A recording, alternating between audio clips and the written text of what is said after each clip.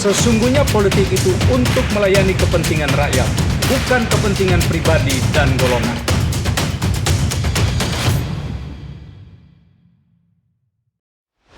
Hai sobat, sehat dan bahagia selalu bersama semua hal yang membuat hidup Anda begitu nikmat, senikmat sajian bernama Anies Baswedan.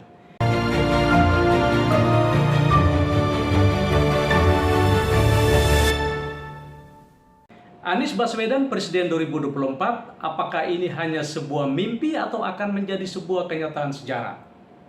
Sebelum menjawab, saya ajak Anda untuk kita bersepakat dulu bahwa Anies tetap akan maju sebagai capres. Dia tidak akan terganjal persoalan hukum karena kita tahu dia sedang diperiksa KPK dalam kasus dugaan korupsi Formula E. Sebelumnya kita refresh sedikit prinsip memilih dalam sebuah negara demokrasi. Ideal yang memilih didasarkan pada pertimbangan meritokrasi. Artinya, seorang calon kita pilih karena kita yakin calon itu unggul dalam visi, dalam integritas, dan dalam kualitas kerja. Saya teringat Theresa May, Perdana Menteri Inggris, pada tahun 2018 menyampaikan visi meritokrasi sebagai dasar membangun Inggris. Kata Theresa, saya menghendaki Inggris menjadi sebuah tempat di mana penghargaan hanya diberikan kepada mereka yang punya talenta dan kerja keras. Bukan hak istimewa berdasarkan pertimbangan di mana orang itu lahir dan siapa orang tua mereka. Dan sobat, 4 tahun kemudian, visi Theresa May terbukti pada diri Rishi Sunak. Seorang warga negara keturunan India dan beragama Hindu pula terpilih menjadi Perdana Menteri Inggris. Mengapa Rishi Sunak dipilih? Karena rakyat percaya bahwa dia satu-satunya tokoh yang paling cakap dalam menyelamatkan Inggris keluar dari krisis ekonomi.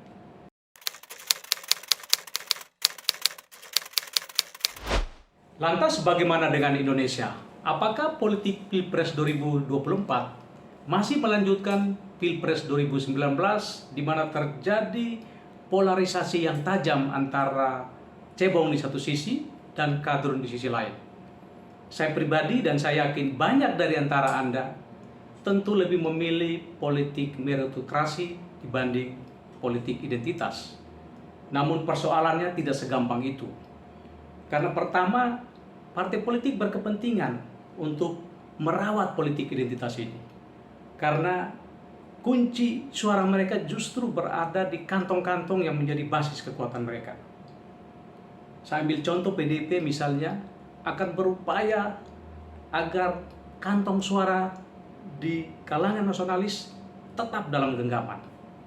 Sebaliknya, PKS tetap berusaha agar kantong-kantong suara di Islam tradisional tidak akan pindah ke partai lain.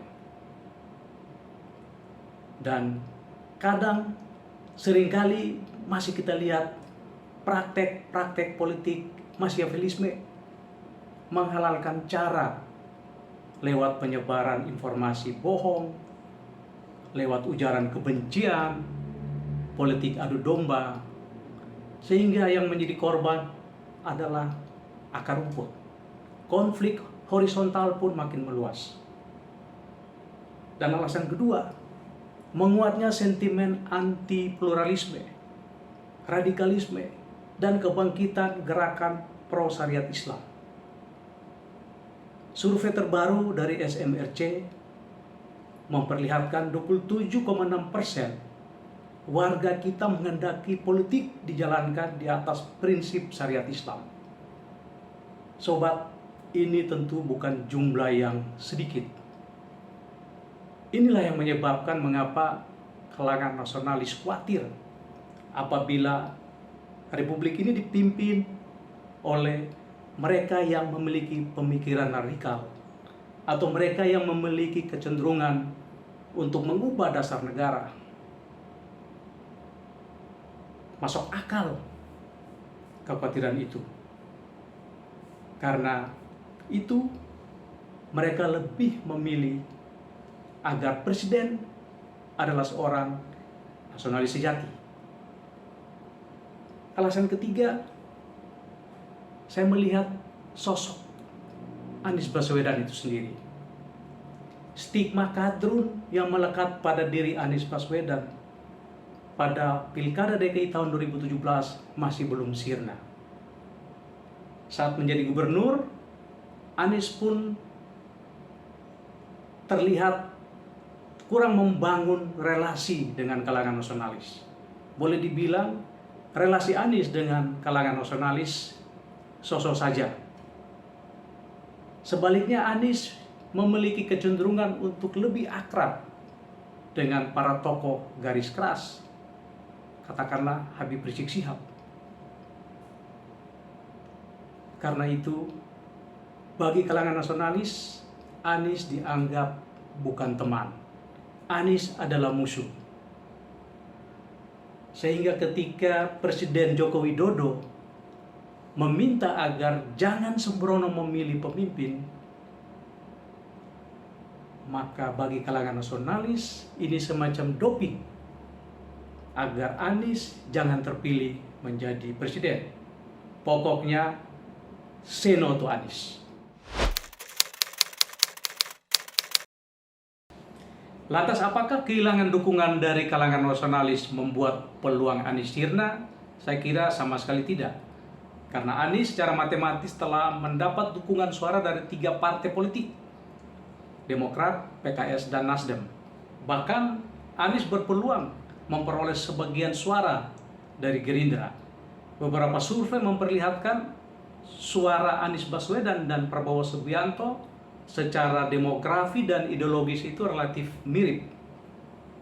Dan kalau kita lihat elemen suara di Gerindra, terutama di provinsi-provinsi yang memiliki kekuatan untuk kalangan Islam tradisional seperti Sumatera Barat, NTB, dan Jawa Barat, Anies berpeluang untuk unggul di situ. Karena apa? Karena Anies dianggap lebih Islami dan tidak memiliki dosa sejarah seperti Prabowo Subianto. Itu kalau kita bicara faktor ideologis. Kalau kita bicara faktor non-ideologis, bisa saja menurut saya muncul kesadaran rasional dari pendukung Gerindra untuk menimbang ulang probabilitas Prabowo untuk dimenangkan dalam Pilpres mendatang. Karena apa? Prabowo sudah 2 kali ikut pemilihan presiden dan 2 kali pula kalah. Mengapa harus mengusung Prabowo sementara ada Anies Baswedan yang secara elektabilitas menunjukkan tren naik, sementara Prabowo secara elektabilitas menunjukkan tren menurun? Apabila skenario ini terjadi, Anies akan melenggang mulus ke putaran kedua dan suara Prabowo sebagian bisa akan beralih ke Anies Baswedan.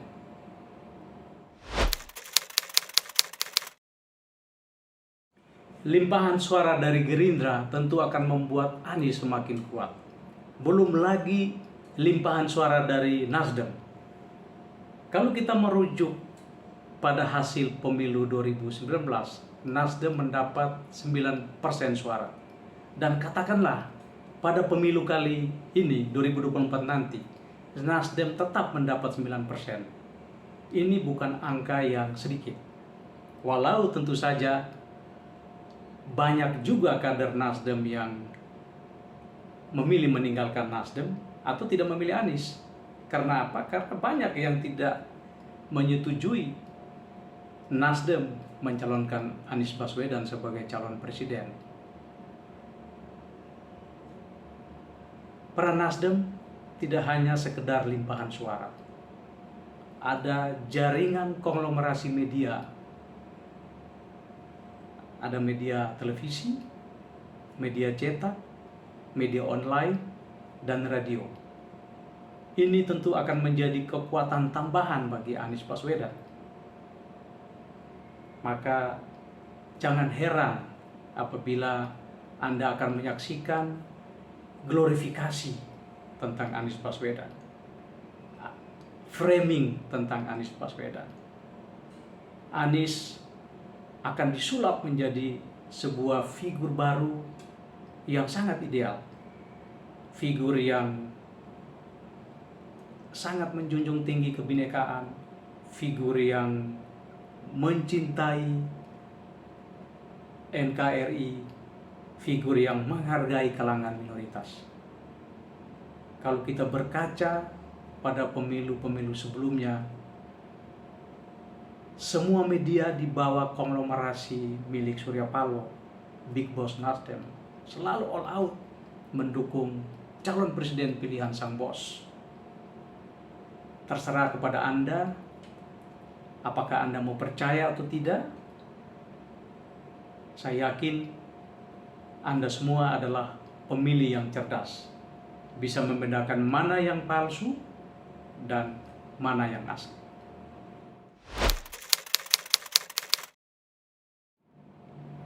Sobat, tadi kita bicara tentang kecerdasan untuk menilai mana yang asli dan mana yang palsu. Ini juga termasuk kecerdasan untuk menilai hasil kerja seorang Anies Baswedan. Memang awalnya ketika Anies menjabat, ada banyak keraguan terhadap figur seorang Anies Baswedan. Wajar saja karena selama ini Anies lebih dikenal sebagai tokoh yang pandai membangun narasi, pandai berwacana. Belum terbukti rekam jejaknya dalam bekerja. Namun Anies memperlihatkan yang sebaliknya. Survei dari beberapa lembaga survei memperlihatkan 80,9% warga Jakarta puas dengan kinerja Anies Baswedan.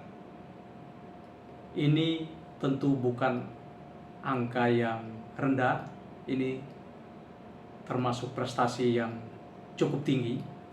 Meskipun harus kita akui bahwa untuk beberapa hal yang krusial seperti macet, korupsi, dan penanggulangan angka kemiskinan, kinerja Anies masih kurang memuaskan warga Jakarta. Populi Center pun juga melansir hal yang sama. Ada banyak yang memuaskan warga, namun ada banyak juga yang tidak membuat warga puas, termasuk saat janji-janji yang disampaikan Anies pada saat kampanye dulu, seperti rumah DP 0%, reklamasi Pantai Utara, dan normalisasi sungai. Itu adalah contoh-contoh beberapa program yang masih dibilang kurang memuaskan warga. Namun sobat, kita harus objektif, kita harus jujur mengakui bahwa Anies cukup berhasil membangun Jakarta. Apapun Anda suka atau tidak suka, kita harus angkat topi untuk Anies Baswedan. Lantas dari mana lagi basis dukungan bagi Anies Baswedan, calon wakil presiden? Kalau kita lihat dua calon wakil presiden yang berasal dari partai pengusung Anies Baswedan, AHY memiliki elektabilitas yang cukup tinggi, lebih tinggi dibanding Ahmad Heriawan alias Aher. Namun AHY tidak memiliki rekam jejak yang bagus dalam hal kerja. Sebaliknya Aher punya rekam jejak yang cukup bagus saat menjabat gubernur Jawa Barat, namun elektabilitasnya rendah sekali. Lagi pula Aher itu terlalu PKS, sobat, terlalu kanan, bisa membuat Anies tidak bisa mengurangi stigmanya. Jadi memilih Aher menurut saya kartu mati. Anies sebaiknya perlu mempertimbangkan opsi lain calon wakil presiden. Dan itu mungkin dari kalangan nasionalis. Keuntungannya apa? Pertama, Anies bisa mengurangi stigmanya. Yang kedua, Anies bisa merebut sebagian suara dari kalangan nasionalis. Dan itu otomatis dengan sendirinya akan mengurangi suara calon presiden dari kalangan nasionalis. Kalau kita lihat nama-nama calon wakil presiden yang masuk ke radar survei, banyak kok yang dari kalangan nasionalis. Ada Kofifa Indar Parawansa, Gubernur Jawa Timur sekarang, perempuan, tokoh NU, basis suaranya cukup kuat. Ada Jenderal Andika Perkasa, Panglima TNI, basis suaranya bisa dari keluarga militer. Ada Ridwan Kamil, menurut saya ini yang paling seksi. Bicara Ridwan Kamil, elektabilitas sebagai cawapres paling tinggi. Rekam jejaknya dalam pekerjaan juga luar biasa. Namun menurut saya tidak mudah merangkul Ridwan Kamil untuk menjadi cawapres Anies Baswedan. Mungkin Ridwan sedang membuat kalkulasi politik. Lebih baik menjadi bagian dari Golkar, dan karena pertimbangan elektabilitas, lebih rasional menjadi jagoan yang akan diusulkan Golkar untuk mendampingi Ganjar Pranowo. Mungkin Ridwan Kamil berpikir kalau menjadi cawapresnya Ganjar Pranowo, peluang menangnya lebih tinggi.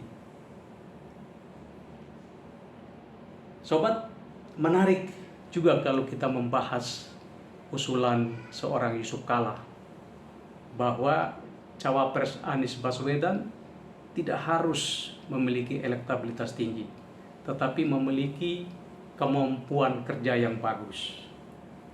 Tapi sebelum kita membahas lebih lanjut, saya ajak Anda untuk melihat seberapa besar pengaruh seorang Yusuf Kalla dalam perjalanan politik Anies Baswedan.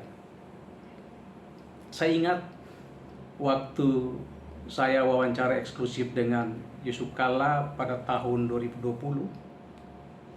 Di situ Yusuf Kalla mengaku bahwa dia adalah orang pertama yang mengusung Anies Baswedan menjadi gubernur DKI.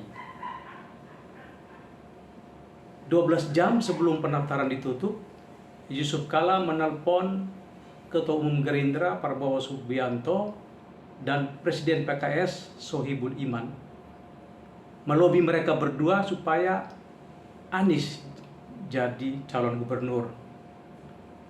Dan menurut Yusuf Kalla, pilihan politiknya ini berbeda sama sekali dari pilihan politik Presiden Joko Widodo yang saat itu mengusung Ahok.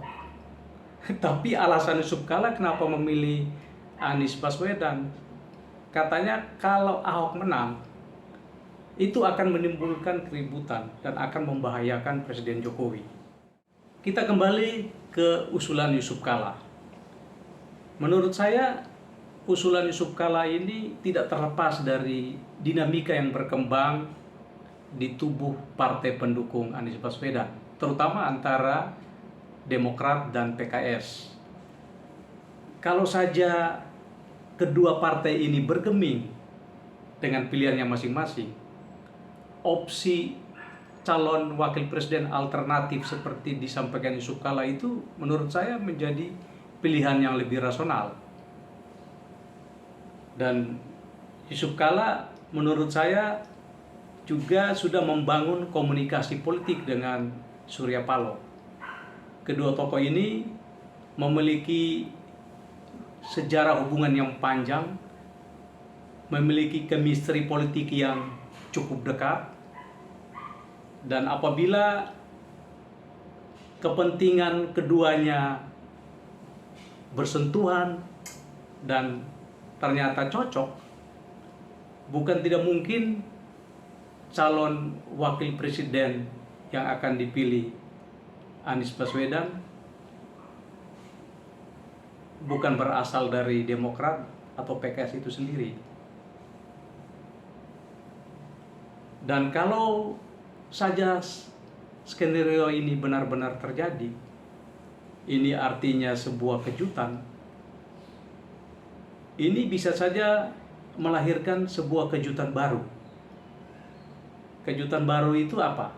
Kejutan baru itu apabila Demokrat patah arang karena AHY tidak dicalonkan sebagai calon wakil presiden. Demokrat bisa saja meninggalkan koalisi. Dan kalau itu terjadi, tiket capres Anies bisa terganjal. Sekarang tinggal bagaimana pintar-pintarnya seorang Anies Baswedan untuk mengelola krisis internal. Tentu saja dia membutuhkan pengaruh seorang Yusuf Kalla dan seorang Surya Paloh.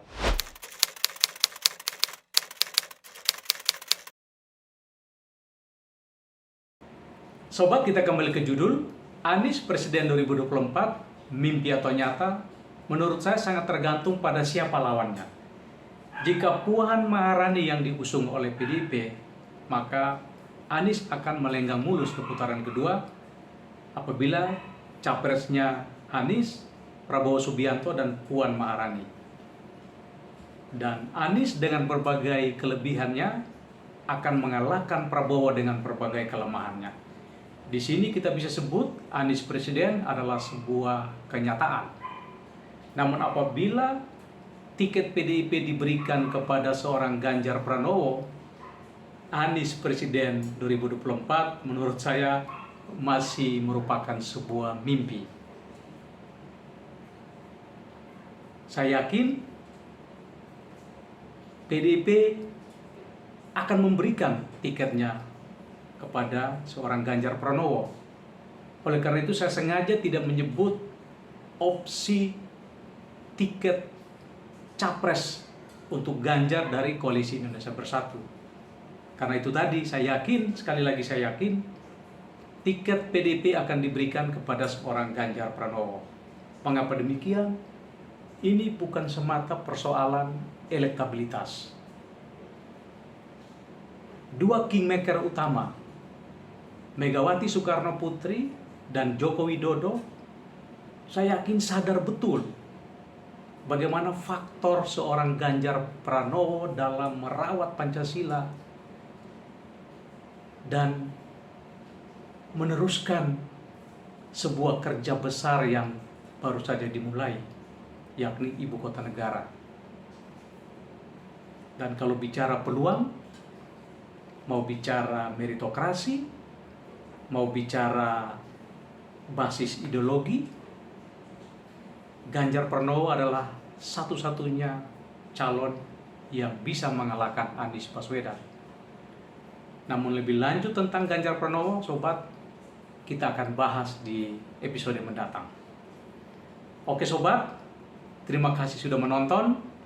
Mari maju dalam berpikir, maju dalam bersuara, dan maju dalam menebar kebaikan demi Indonesia Jaya.